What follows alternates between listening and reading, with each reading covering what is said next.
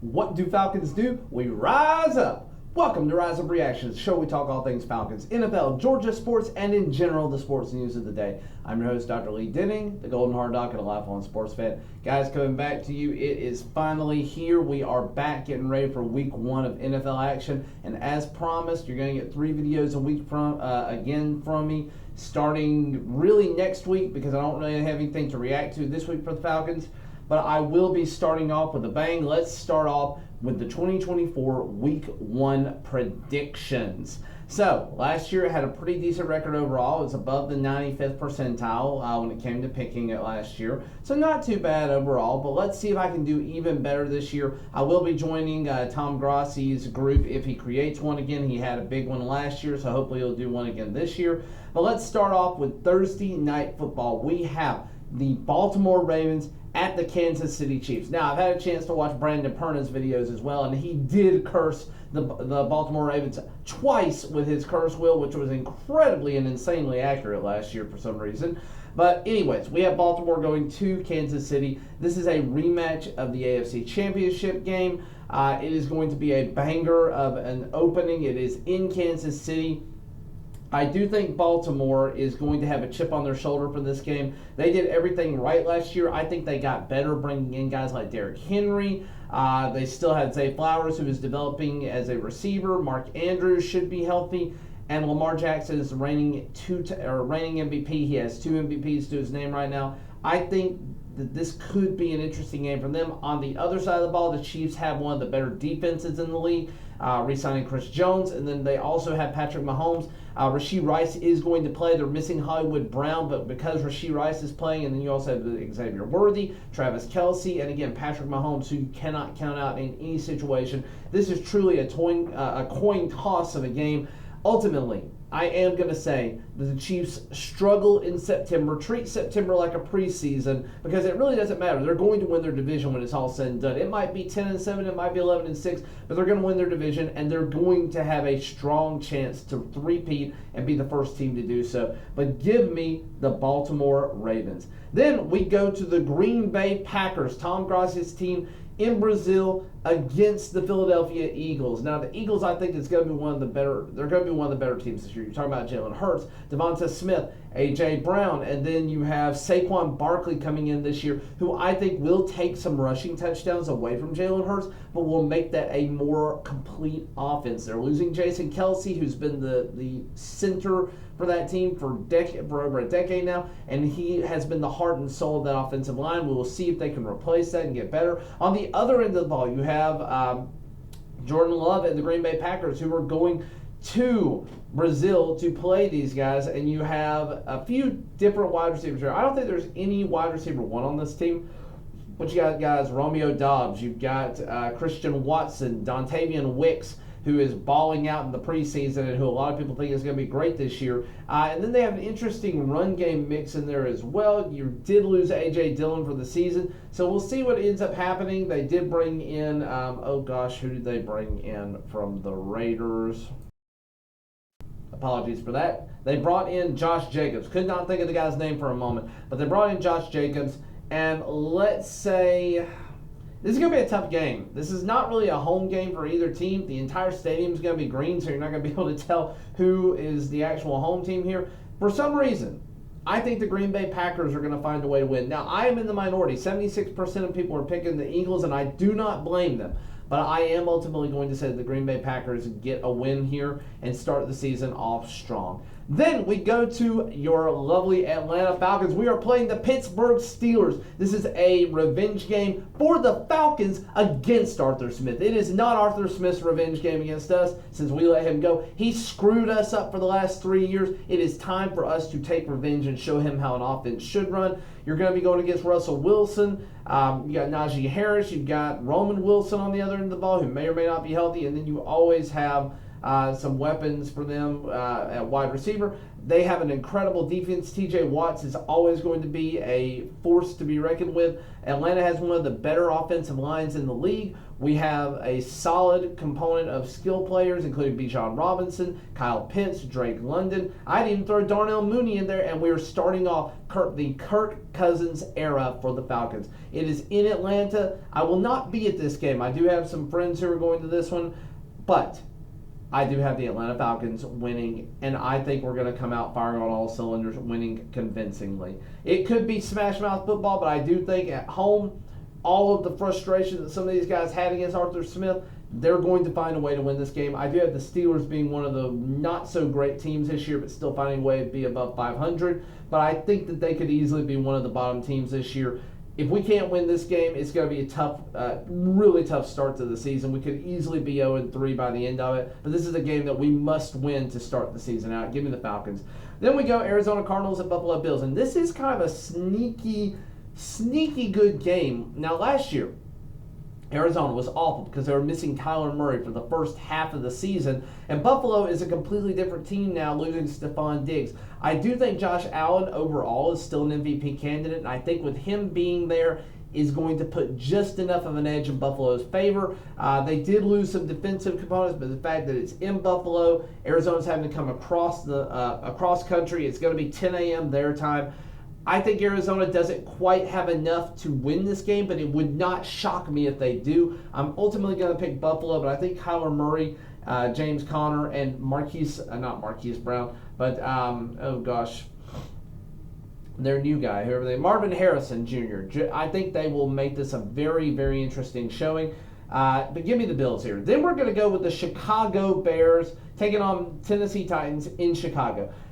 Bears fans, the hype is real. Caleb Williams seems to be real. You have three solid wide receivers. I think Rome Odunze is your future, but I think it may take him a little bit of time to get going with Caleb Williams. I think your defense was solid. It was solid enough last year. Tennessee, I don't know what team you are. Is DeAndre Hopkins going to be good to go? I don't know. You're not going to be running the ball as much. You lost Derrick Henry. You're going to be trying to replace that with Tyjae Spears and Tony Pollard. I don't know if you're going to be good this year or not. I do have you finishing at the bottom, and I have this being one of your losses. So, yeah, even though I think this could be a very entertaining game, and the Mayo Man and Will Levis may have a strong showing, I think it's an interesting pick potentially for daily fantasy. I think it's a very sneaky slate to pick players from both of these teams. I think the scores could be relatively high overall for both of them. But ultimately, give me the Bears here. Then we're going to go on to the New England Patriots and the Cincinnati Bengals.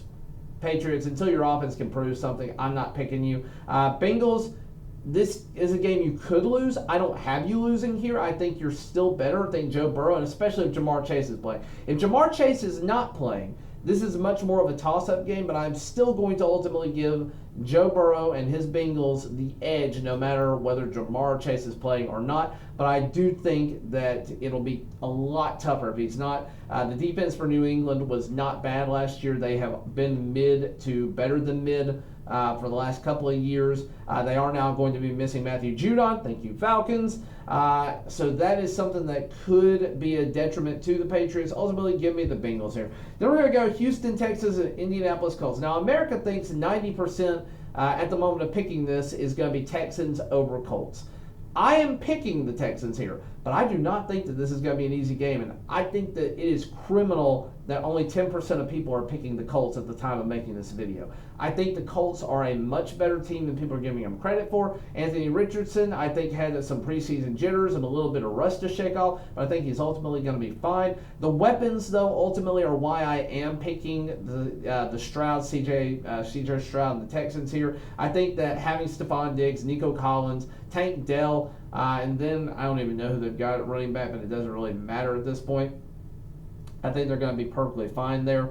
Indianapolis Colts, you still have Jonathan Taylor, you still have Michael Pittman, and again, Anthony Richardson is not anybody to sleep on. Jelani Woods comes back after missing all of last year. He was sneaky good in the 2022 season, and now all of a sudden he's coming back and people have forgotten about him. I think that he's a guy that can make a difference too. Give me the Texans here, but I do think that they will split this series with the Colts. So when we get to the next one, unless something catastrophic has happened to the Colts, I will probably be picking the Colts. Then we're going to go Jacksonville Jaguars at Miami Dolphins. I think Miami at Miami is too good to pass up on here. It is hard to pick against them in September. They are playing in their element. They are fast. They are physical. I think ultimately they're better, but Jacksonville Jaguars are not a team to sleep on. Travis Etienne could sneakily be one of the top 5 running backs, especially for fantasy purposes this year. You got Christian Kirk, who is going to be finally healthy, hopefully for all year this year. And Trevor Lawrence, I think, is a solid candidate for a bounce-back season. He didn't have a great one last year, but he could have had significantly more touchdowns, but he had a lot of things not go his way last year. But give me the Miami Dolphins here. I do think in Miami it's tough for me to pick against them. Then we go Carolina Panthers at New Orleans Saints. I think Carolina is still going to be one of the worst teams in the league. I ultimately think that the New Orleans Saints are also not going to be that great, but I think their talent is better than the Carolina Panthers. But I do not think Carolina is going to get blown out. I think Dave Canales, this will be an very interesting showing for him. It's really going to set the tone for what this offense for Carolina is going to be. I think Carolina will win 5 to 6 games this year. I don't think this in New Orleans season opener is going to be one of them. But if they do, watch out. Carolina could be a team that is sneakily 3rd or 2nd in this division. I sure hope not, because I didn't bet on them for any of my predictions that way. But we'll see. Ultimately, I am going to go with the Saints. Then we go with the Minnesota Vikings at the New York Giants. Now, Malik Nabers has been balling out through the preseason. You still have Daniel Jones, and you've lost Saquon Barkley in New York. Minnesota, you have a lot of weapons. You have Justin Jefferson. We're still not sure about Jordan Addison, if he's going to be up to snuff yet. Your running game with Aaron Jones got better this year, but you lost the guy that was supposed to be your starter. At quarterback, McCarthy is going to be out for the season with a torn meniscus, and now you're looking at starting Sam Darnold, who sees ghosts in New York, or who sees ghosts in MetLife Stadium, being formerly a New York Jet. I don't love this matchup. I actually think this is going to be a really bad showing for the Vikings.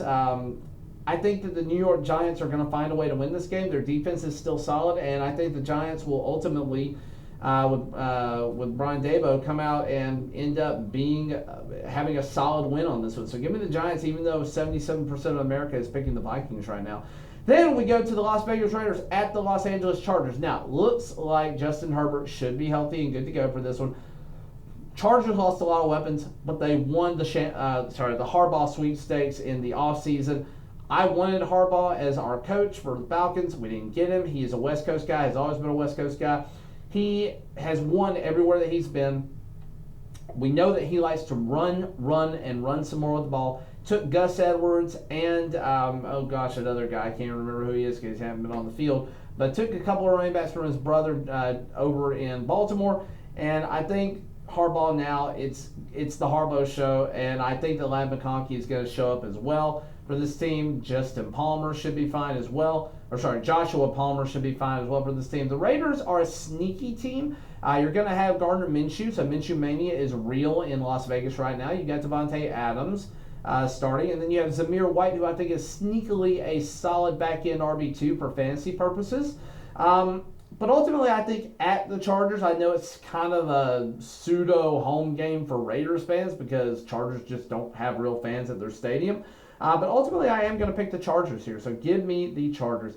Then we're going to the Denver Broncos at the Seattle Seahawks. Now, Denver is a team that I do have finishing with possibly the worst record this year. I think they're going to be bad. I think they are trying to believe in their season.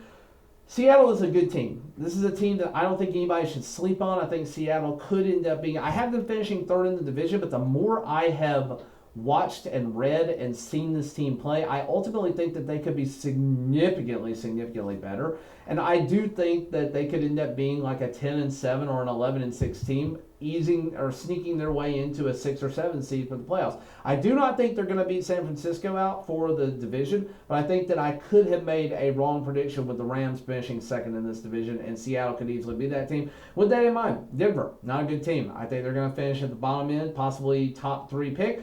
Give me the Seattle Seahawks in this one. Then, we're going to go to the Dallas Cowboys at the Cleveland Browns. Now, Deshaun Watson, his best days are behind him. And I still think that the Cleveland Browns defense is a force to be reckoned with. They were all awesome at home. I would not play a ton of guys in fantasy from Dallas this week because I think that they are going to get shut down. But Dallas ultimately is still a better team. Even though Jerry Jones's version of all in was basically not bringing anybody except for Zeke Elliott back into the room and aging Zeke Elliott, I do think that the Dallas Cowboys are a better team. I have them finishing second in their division. And I think, if I recall, they're finishing as the 5th seed in my overall season predictions. This is a game that I do have them winning. So give me the Dallas Cowboys over the Cleveland Browns. It's going to be a much tighter game than people are giving it credit for, though. And it would not shock me to see Cleveland win this one. Then we're going to go to the Washington Commies at the Tampa Bay Buccaneers. Now, Washington, I have no idea what to make of this team. This could end up being a complete miss. They are only 13% picked at the time of making this video, and Tampa Bay is 87%. I do think Tampa Bay, with Baker, with Evans, with Godwin, with Rachaad White, with a solid middle to middle good defense, I think they win this game at home in Tampa. But it would not surprise me if Washington puts up some stats. Jaden Daniels coming in and being a possible savior for that team. But stop me if you heard it before. Running quarterback goes to Washington. Running quarterback's career ends at Washington. That is a story that is a tale as old as time at this point. And I do think that ultimately Tampa Bay wins this game. So give me the Tampa Bay Buccaneers. Then we have Sunday Night Football. We have the Rams at the Detroit Lions. So you have Stafford going back to Detroit and playing his old team. Jared Goff also playing his old team, because if you remember, these guys did a QB swap a few years ago. This is going to be a very entertaining game. The Rams are missing Aaron Donald. Their defense is going to be a little bit lesser because of that. They finally had a pick in the first round this past year, but I don't think it ultimately matters. I do think the Detroit Lions are better overall. Jahmyr Gibbs should be good to go. You still have David Montgomery, who is a beast between the tackles and the goal line. You have Amon-Ra St. Brown. Jamal Williams hopefully will take a step forward for this team. And then you have Jared Goff, who has been nothing if not consistent the last few years in Detroit. He has proven why he was a first overall pick. He has taken his teams to Super Bowls and taken them to NFC championships. He's yet to win one yet, but I do think that this is possibly the year with Detroit. So give me the Detroit Lions here. And finally, Monday Night Football. Woo! We are finally there, guys. And man, I am tired of picking this. The New York Jets at the San Francisco 49ers. The Jets, I do have finishing 12-5 in their division. I think that they are ultimately going to win the AFC East because they have the easiest schedule, because they've been so bad for the last few years. If you took Aaron Rodgers, a healthy Aaron Rodgers, and put him in last year's team, they were a playoff team. They were easily an 11-6 or a 12-5 team. If you go back and look at all of their close games that they lost because of poor offensive showings, their defense is still incredible. San Francisco, however, I think is better. I think Brock Purdy knows what to do with this offense. Kyle Shanahan's offensive scheme is incredible here. You've still got Deebo Samuel. They finally got a deal done with Brandon Ayuk. You have easily George Kittle being one of the top 5 tight ends who is sneakily falling in drafts. So if you're not aware, he is going in like the late 5th, early 6th round in drafts, and he shouldn't be. He's better than some of the guys he's going behind. So George Kittle is in that room as well. And then you also have an incredible defense to match it. It's in San Francisco. Give me San Francisco here. I don't love it, but ultimately that's what I'm going with. So, thank you for watching, liking, sharing, and subscribing. Feel free to follow me along this year. We'll see how I do. Hopefully it's not a losing record. I definitely went against the grain on a few of these picks. But let me know what you think down in the comments below. Are there any that you think I'm crazy on? And go Dirty Birds, and we'll catch you next week.